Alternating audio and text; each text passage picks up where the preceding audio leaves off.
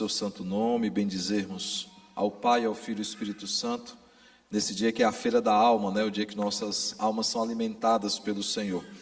Convido a todos a abrirem a segunda carta aos Coríntios, capítulo 8, do verso 1 ao verso 15, aqueles que forem achando e, claro, puderem, coloque-se de pé para a leitura da palavra do Senhor.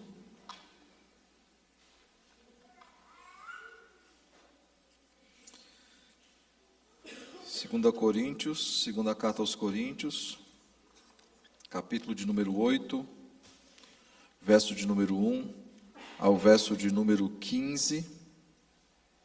Só orientar os irmãos, nós voltamos a imprimir o boletim e dentro dele há um espaço para anotações do sermão, tá bom? Se você não pegou ainda, pegue, e se não tem ainda a prática de anotar, é bom, você fica recapitulando em casa, tá certo? 2 Coríntios capítulo 8, verso 1 ao verso 15, diz assim a palavra do Senhor. Também, irmãos, vos fazemos conhecer a graça de Deus concedida às igrejas da Macedônia, porque no meio de muita prova de tribulação manifestaram abundância de alegria, e a profunda pobreza deles superabundou em grande riqueza da sua generosidade. Porque eles, testemunho eu, na medida de suas posses e mesmo acima delas, se mostraram voluntários, pedindo-nos com muitos rogos a graça de participarem da assistência aos santos. E não somente fizeram como nós esperávamos, mas também deram-se a si mesmos, primeiro ao Senhor, depois a nós, pela vontade de Deus. O que nos levou a recomendar a Tito que, como começou, assim também complete esta graça entre vós. Como, porém, em tudo manifestais abundância, tanto na fé e na palavra como no saber, e em todo cuidado, e em nosso amor para convosco, assim também abundeis nesta graça. Não vos falo na forma de mandamento, mas para provar pela diligência de outros a sinceridade do vosso amor. Pois conheceis a graça de nosso Senhor Jesus Cristo, que sendo rico se fez pobre por amor de vós, para que pela sua pobreza vos tornasseis ricos. E nisto dou minha opinião, pois a vós outros que desde o ano passado principiastes não só a prática, mas também o querer, convém isto: completai agora a obra começada, para que, assim como revelastes prontidão no querer, assim a leveis a termo, segundo as vossas posses. Porque se a boa vontade será aceita conforme o que o homem tem, e não segundo o que ele não tem. Porque não é para que vós outros tenham alívio e vós sobrecarga, mas para que haja igualdade, suprindo a vossa abundância no presente, a falta daqueles, de modo que a abundância daqueles venha a suprir a vossa falta, e assim haja igualdade, como está escrito: o que muito colheu não teve demais, e o que pouco não teve falta. Oremos ao Senhor. Santíssimo Deus, maravilhoso Pai, Deus de infinita graça e misericórdia, nós somos gratos, Deus, pela Tua palavra, e te pedimos que o Senhor aplique em nossos corações, que seja o Senhor a nos ensinar, o doce Santo Espírito a nos esclarecer, Senhor. Que possamos, Pai, sair daqui, Senhor, aprendendo mais sobre um assunto tão importante para a vida da Tua igreja, e que possamos não apenas aprender, mas colocar em prática, Senhor. É no nome de Jesus que nós te oramos e também te agradecemos. Amém. Deixe sentar, irmãos.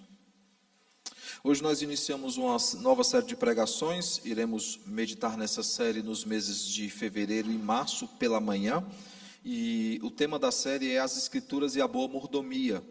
A gente vai falar sobre tudo que envolve a mordomia, né? O serviço ao Senhor, a dedicação do nosso tempo, os nossos filhos, os nossos recursos, tudo aquilo que Deus tem colocado nas nossas mãos para que usemos para o louvor da sua glória. É um assunto, irmãos, que ele é bem espinhoso para se tratar com a igreja. Eu não me refiro apenas à teologia da prosperidade. A teologia da prosperidade distorceu a visão sobre dízimos e ofertas. Eu não me refiro apenas sobre isso. É um assunto que é espinhoso.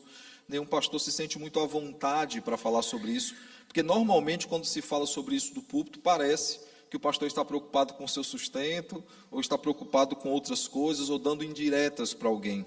Bem, irmãos, nesse meu tempo de caminhada cristã, desde o seminário até os dias de hoje, o Senhor nunca tem deixado faltar. E Ele é o provedor.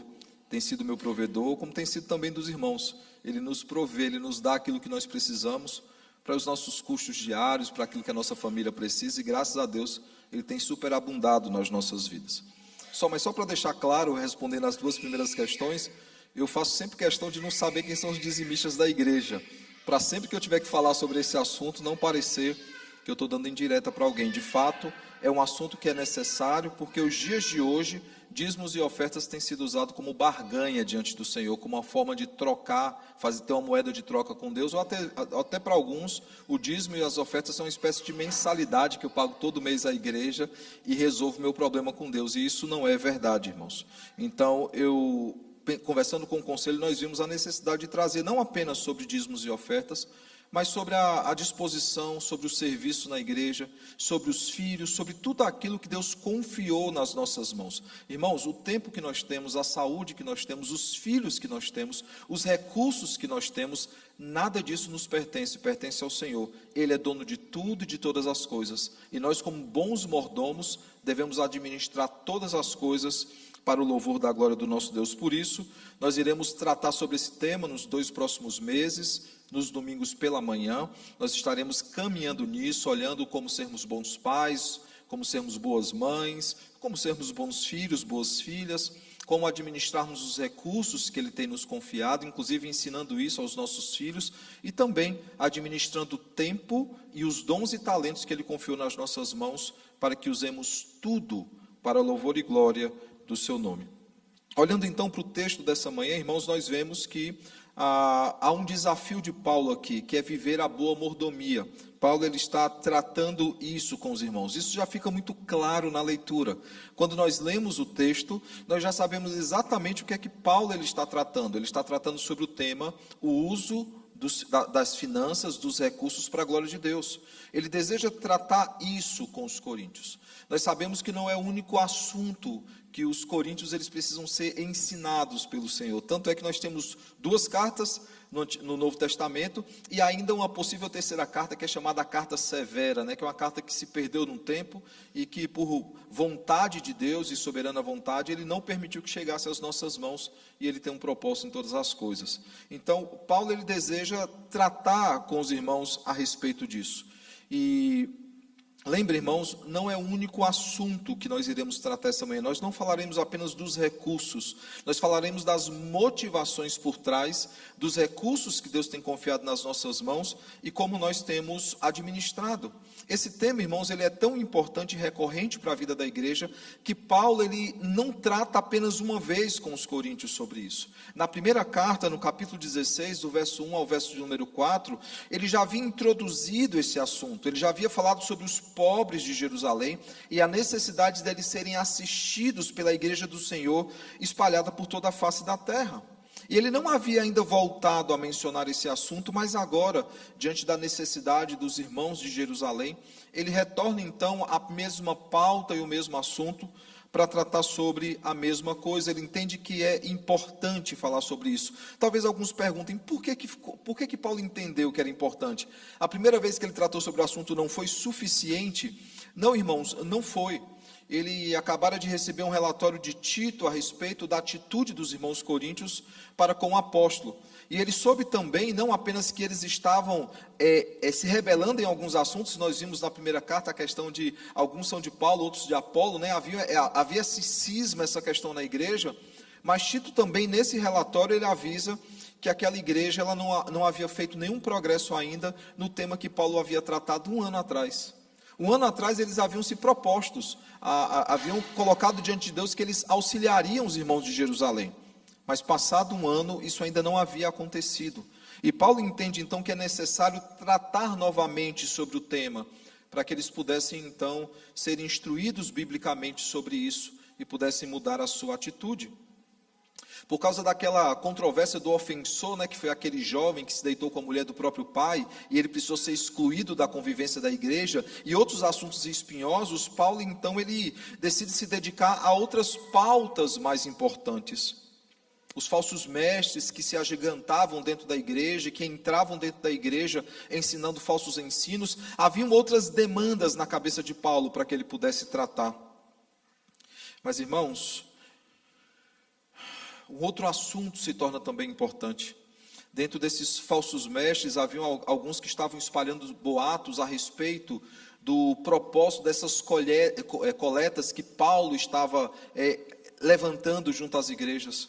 Nessa mesma carta, no capítulo 2, verso 17, no capítulo 11, verso 7, no capítulo 12, do 14 ao 18, Paulo ele trata sobre isso. Ele trata sobre esses rumores, né? Os falsos mestres tentavam difamar Paulo de várias formas, falava das suas algemas, das suas prisões, dizendo que se de fato ele servisse ao Senhor, se ele fosse fiel ao Senhor, ele não estaria preso.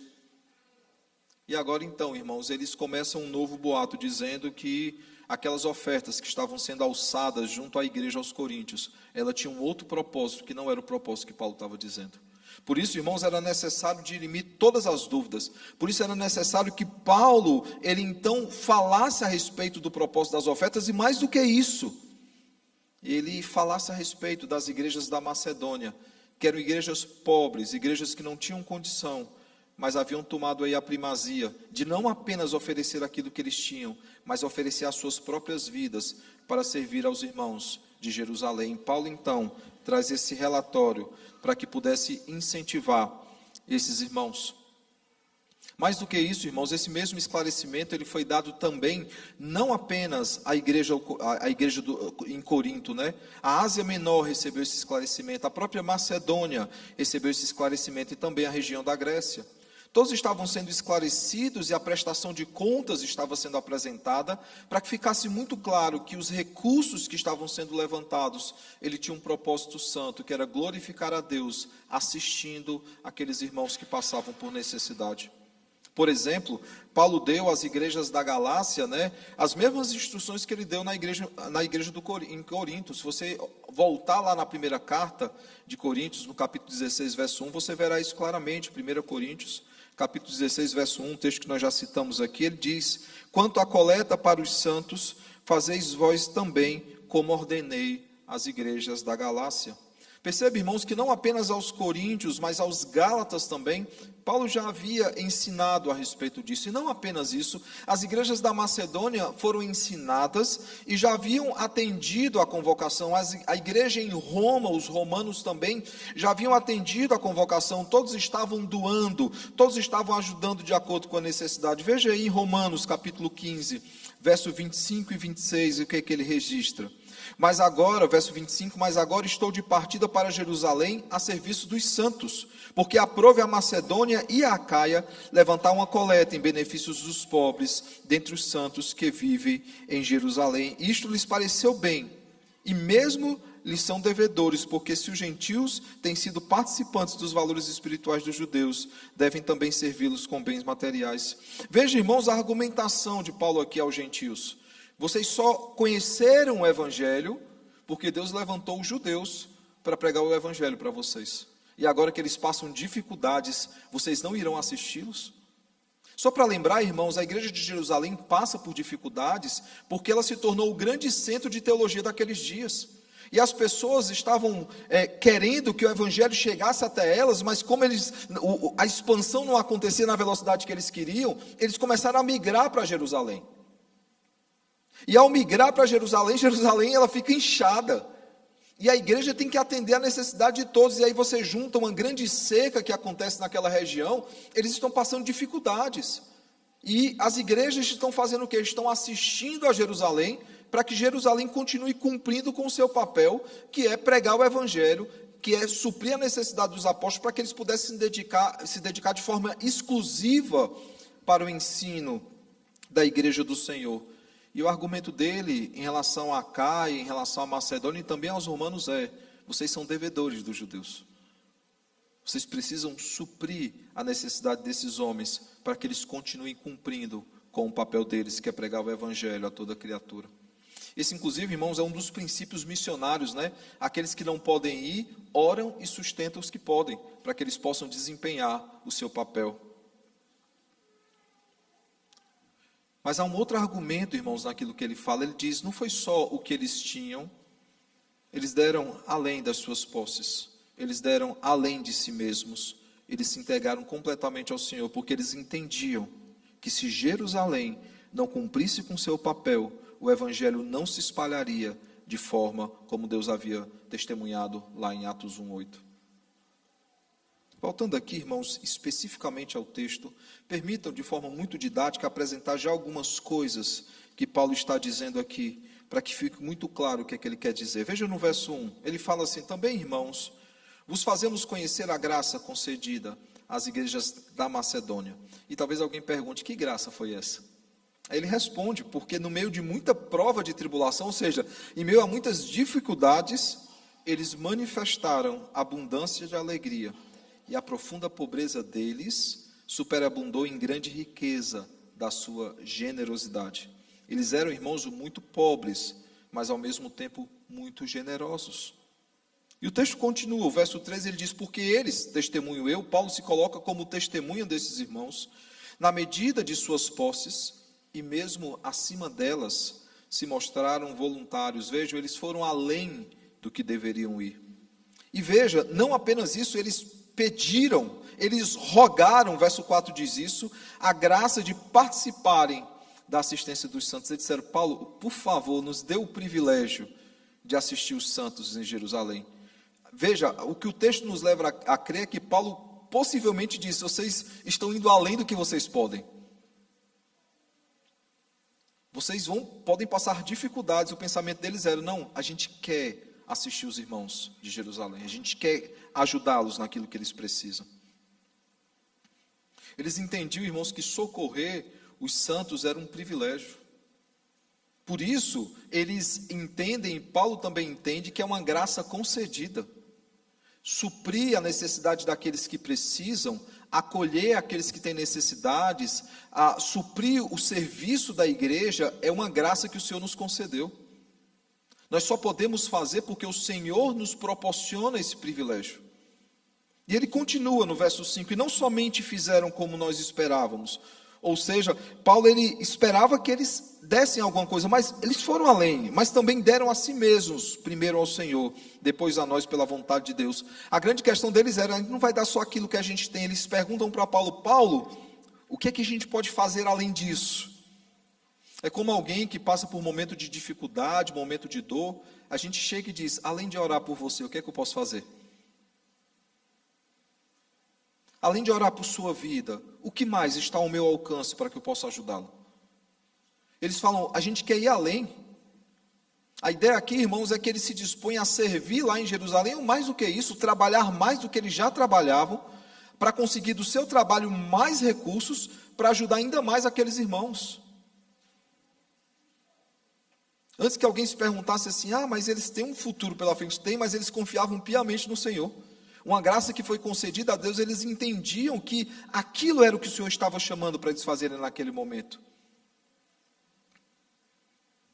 Em Romanos capítulo 15, verso 25 e 26, nós vimos sobre isso.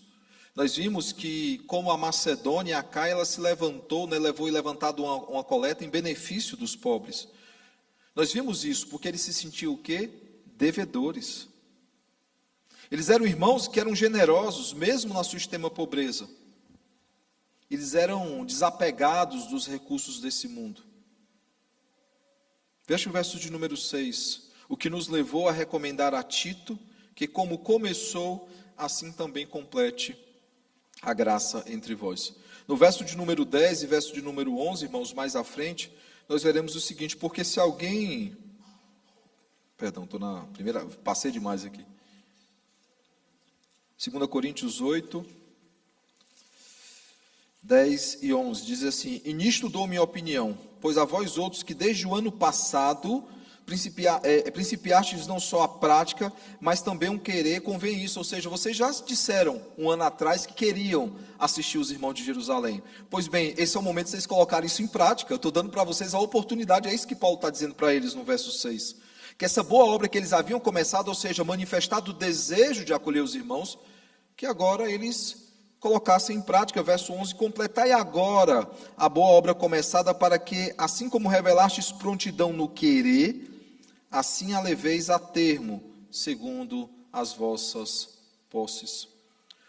Irmãos, Corinto era uma cidade portuária, com irmãos extremamente ricos, e o contraste que ele faz é esse: aqueles que não têm nada, têm buscado dar tudo. Por que vocês ainda não fizeram isso? Por que um ano depois? E veja, mas o argumento de Paulo não é acusar aqueles irmãos. Ele está dizendo assim, cumpram aquilo que vocês haviam manifestado como desejo do coração de vocês. Vocês não falaram um ano atrás que queriam socorrer os irmãos de Jerusalém? Bem, este é o momento, eles estão precisando desse socorro. Eles estão precisando ser assistidos. Então completem essa boa obra começada em vocês. Isso sugere, irmãos, que Tito visitou a igreja, a igreja em Corinto, dos Coríntios, mais de uma vez, porque se ele esteve um ano atrás tratando sobre isso, e agora prestando relatório, ele está também dizendo a Paulo assim, eles não completaram aquilo que eles disseram. 1 Coríntios é uma missão de paz. Tito vai lá com a carta para pacificar a igreja. E nessa pacificação da igreja, nessa carta, Paulo diz, aproveitando aqui que eu estou pacificando a igreja, deixa eu trazer um outro assunto que é urgente. Jerusalém. Os irmãos precisam ser acolhidos, serem cuidados por meio da igreja do Senhor. Eles estão passando por profundas dificuldades. E agora Paulo então diz para esses irmãos, vocês precisam cumprir aquilo que vocês se propuseram no coração de vocês. A igreja do Senhor pela face da terra está ficando sem recursos. As pessoas estão dando além das suas posses, e vocês que têm tanto, ainda não cumpriram com o papel de vocês. O verso 7 ele diz, como porém em tudo manifestais superabundância, tanto na fé e na palavra como no saber, em todo cuidado e em nosso amor para convosco, assim também abundeis nessa graça. Ou seja, ele está dizendo assim, vocês não gostam tanto de uma palavra requintada, lembrem, eu preguei a Cristo e este crucificado, nós meditamos nesse texto. Ele falou, vocês não gostam tanto de um bom discurso, de uma boa retórica, de uma boa mensagem? Vocês falam tanto que Apolo fala de forma tão versada, com linguagem tão persuasiva, o púlpito para vocês é tão importante, então, socorrer os necessitados também é. E ele diz, assim como vocês abundastes na fé, na palavra, vocês precisam também abundar nessa graça de socorrer aqueles que estão necessitados. Veja, irmãos, ele evita bater duro neles. Ele poderia ter dito, vocês estão faltando com a palavra. Mas de forma muito pastoral, ele ressalta as qualidades da igreja. Ele fala, vocês têm essas qualidades, mas há outras que vocês também poderiam ter. Há outras que vocês também poderiam superabundar. Veja o que é que nós lemos em 1 Coríntios, irmãos, capítulo 1, verso 4 ao verso de número 7. Sempre dou graças a meu Deus a vosso respeito, a propósito da sua graça que vos foi dada em Cristo Jesus, porque em tudo fostes enriquecidos nele, em toda a palavra e em todo o conhecimento. Assim como o testemunho de Cristo tem sido confirmado entre vós, ou seja, eles davam bom testemunho, apesar dos vários problemas que essa igreja tinha. De maneira que não vos falte nenhum dom, aguardando vós a revelação de nosso Senhor Jesus Cristo. Quando nós olhamos a lista de dons em várias igrejas, ela não é tão grande como dos coríntios. E ele fala assim, Deus tem sido abundante com vocês. E agora é hora de vocês serem abundantes para com a igreja dele. Verso 8, não vos falo na forma de mandamento, mas para provar pela diligência de outros a sinceridade do vosso amor. Verso 9, pois conheceis a graça de nosso Senhor Jesus Cristo, que sendo rico se fez pobre por amor de vós, para que pela sua pobreza vos tornasseis ricos. Veja que ele cita não apenas os macedônios, mas ele cita o próprio Cristo, irmãos. E ao citar o próprio Cristo, ele mostra a importância de socorrer aos necessitados, porque nós tínhamos a maior necessidade que se pode existir. Necessidade física é um problema, irmãos, mas a necessidade espiritual, ela é muito maior. Acho que descarregou aqui, não? Já vai cair de novo. A necessidade física, ela nos cria sérios problemas. Ela nos faz ficar muito preocupados. Mas, irmãos, a necessidade espiritual, ela é pior, porque a necessidade física, ela pode ser suprida em algum momento. A necessidade espiritual sem Cristo, ela jamais será suprida. E o que ele diz é, Cristo se fez pobre, ele habitou no nosso lugar, para que as nossas necessidades espirituais fossem supridas.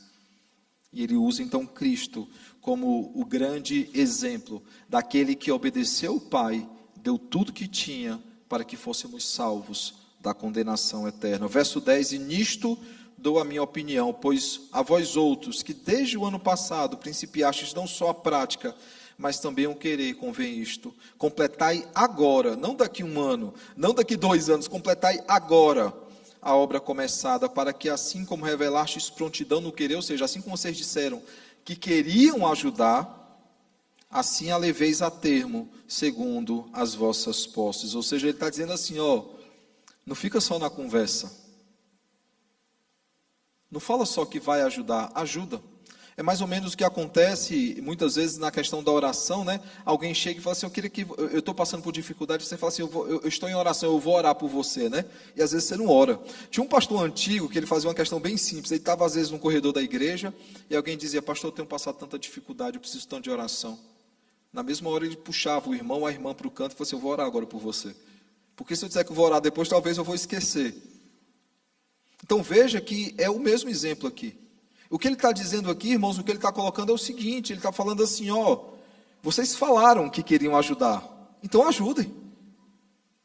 Vocês falaram que supririam a necessidade dos irmãos em Jerusalém, então supram. Não fiquem só na palavra, não fiquem só no discurso, cumpram aquilo que vocês se propuseram lá atrás.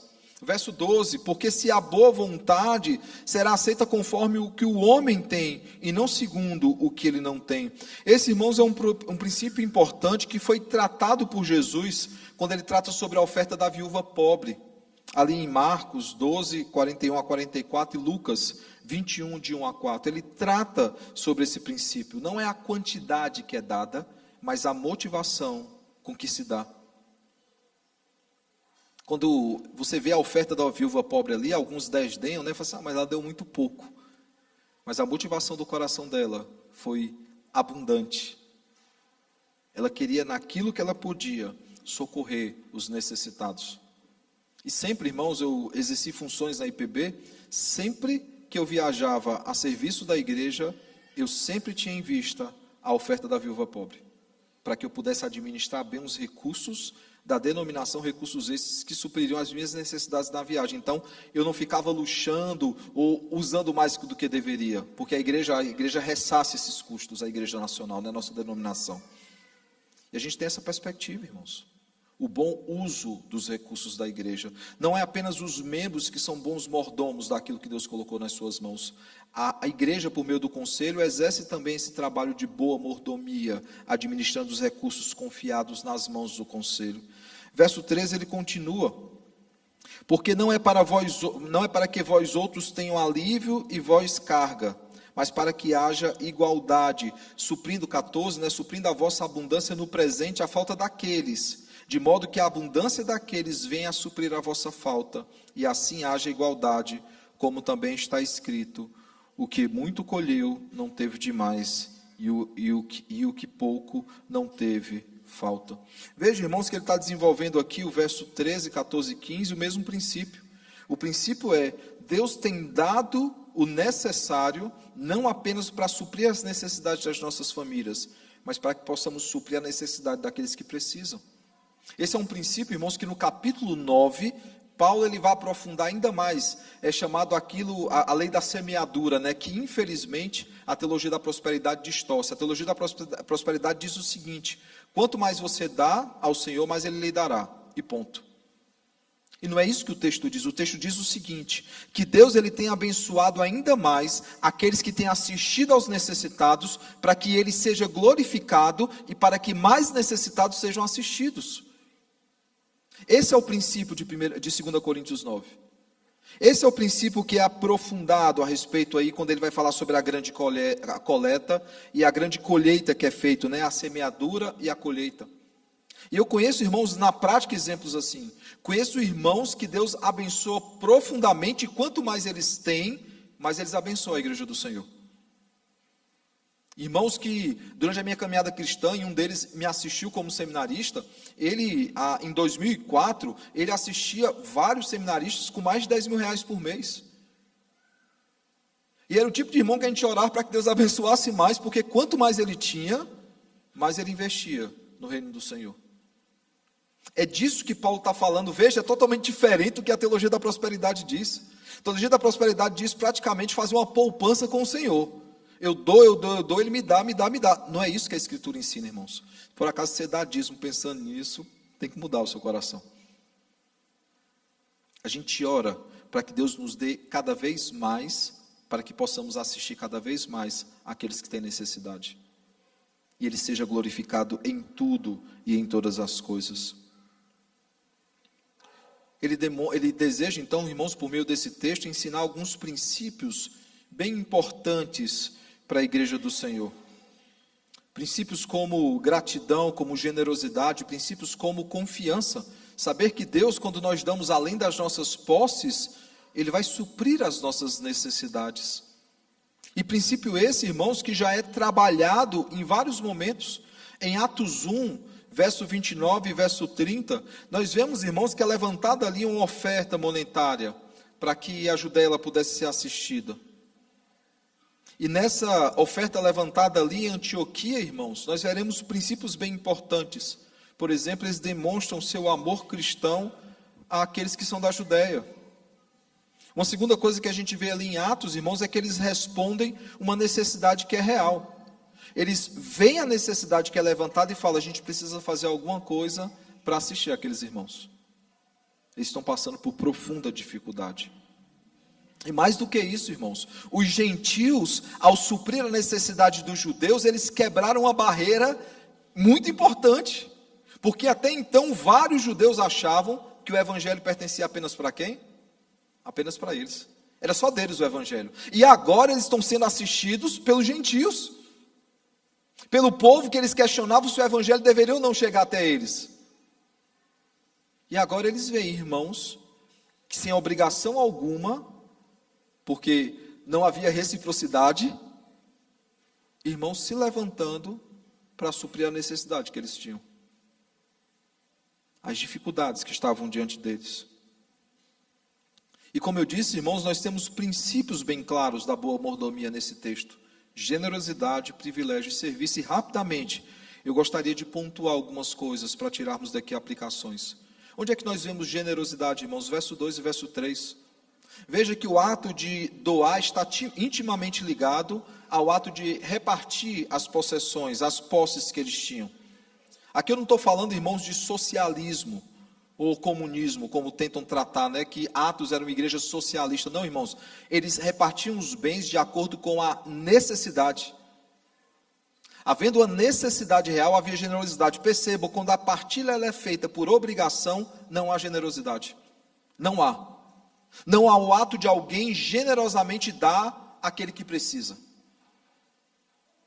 Mas quando há de fato o sentido de necessidade, há a generosidade. A gente entende que a generosidade é um privilégio, é uma grande graça que nos foi dada pelo Senhor.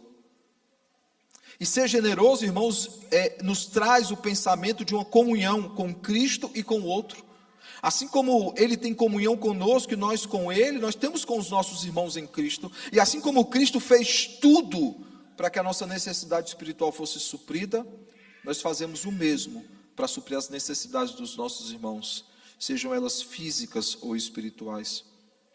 A generosidade, irmãos, denota uma ideia de unidade e também de mutualidade. Hoje somos nós que assistimos aqueles que estão necessitados, mas chegará um momento que nós podemos também ser assistidos, se passarmos por necessidade. Quando Paulo ele comenta a respeito, como nós vimos em Romanos 15, verso 27, quando ele comenta a respeito, né, daquilo que a Macedônia e a Caia estavam fazendo, ele diz: se os gentios têm sido participantes dos valores espirituais dos judeus, deveis também servi-los com bens materiais. Ou seja, assim como os judeus já serviram vocês com a pregação do evangelho, vocês precisam suprir a necessidade que eles têm nesse momento. Por isso, irmãos, nós somos chamados à generosidade, nós somos chamados a suprir a necessidade daqueles que têm, suprir a necessidade dos que passam por dificuldades. A Igreja Presbiteriana do Brasil, poucos conhecem isso, mas o seu orçamento, apenas 2% do PDO, né, que é o plano de diretrizes orçamentárias, apenas 2% é usado para custos de manutenção da estrutura da igreja. Pouca gente sabe disso. 54% do que a igreja recebe de dízimos das igrejas, porque nós repassamos aquilo que a igreja arrecada parte para o Supremo Concílio, 54% é para missões, evangelismo e missões, diretamente, por meio da Junta de Missões, a APMT e o PMC. Quando você vai para aquilo que é investido nos seminários, que para a formação de obreiros, essa porcentagem vai para 84%. 84% daquilo que a igreja arrecada é usada direto ou indiretamente para evangelismo e missões. Aí aqui eu estou falando da APECOM, estou falando dos nossos seminários e de outras coisas. Generosidade, irmãos, uma cadeia de generosidade para que irmãos sejam supridos nas suas necessidades. Segundo, ele fala sobre privilégio, o verso de número 4, é um privilégio, irmãos, assistir à necessidade desses irmãos. É uma graça, é algo que Deus nos permitiu participar, e nós nos alegramos com isso, nós rogamos que o Senhor nos permita participar da assistência dos santos. Nós pedimos, Senhor, me dar mais para que a minha família tenha o necessário, e para que aqueles que passam necessidade possam ser supridos. Esse princípio, irmãos, é muito bem aprofundado por Cristo, e nós iremos aprofundar nos 2 próximos meses. Terceiro, irmãos, o serviço, o verso de número 5, ele trata sobre isso. Não é apenas a dedicação por meio de generosidade, por meio de recursos. Nós damos as nossas vidas ao Senhor, dizendo, Senhor, o meu recurso ele não é suficiente, eu quero dar além disso. Eu quero dar mais do que eu poderia dar. E nós conhecemos irmãos que fazem isso. Irmãos que, muitas vezes, por meio do seu trabalho, ele serve a outros irmãos. Ele supre a necessidade de irmãos. Nós conhecemos lá em Mossoró alguns médicos que eles separavam parte das suas consultas para aqueles que não poderiam pagar uma consulta. Havia um médico lá especificamente que ele não cobrava de pastor, ele atendia os pastores, ele não cobrava. Porque ele entendia que era uma forma dele contribuir com o reino de Deus.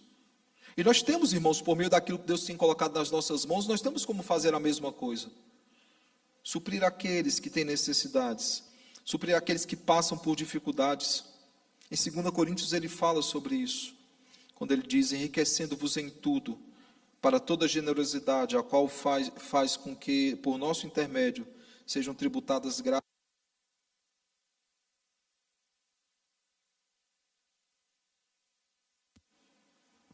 Porque o serviço dessa assistência não só supre a necessidade dos santos, mas também redunda em muitas graças a Deus.